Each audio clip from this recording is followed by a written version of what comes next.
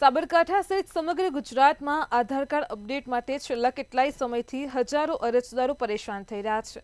જોકે તંત્રને આ મામલે લેખિત તેમજ મૌખિક રજૂઆત કરી હોવા છતાં પરિસ્થિતિ યથાવત જોવા મળી છે, જેને લઈને સ્થાનિકોમાં ભારે રોષ વ્યાપ્યો છે।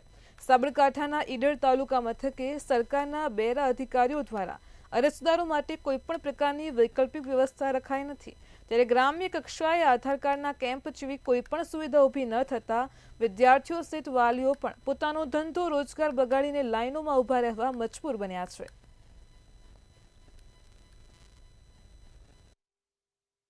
આધાર કાર્ડમાં સુધારો આવેલો છે, એના માટે સતત 3 દિવસથી છોકરાને લઈને હું ધક્કા ખાઉં છું જે અહીંયા જનસેવામાં, અને મારું ગામ અહીંથી ઈડરથી 25 કિલોમીટર છે। રોજ સવારે 6 વાગે છોકરાને લઈને અહીંયા આવવું પડે છે, તો છોકરાની શાળા બી બગડે છે અને આધાર કાર્ડમાં સુધારાનું કોઈ કામગીરી થઈ શકતી નથી। આધાર કાર્ડ માટે અપડેટ માટે જે લોકો અત્યારે સ્કૂલમાંથી ને જે જગ્યાથી બધા નવા સુધારા માટેનું જે બધું અત્યારે પ્રોસેસ ચાલી રહી છે, એ માટે ઓપરેટરો થોડા ઓછા પડી રહ્યા છે।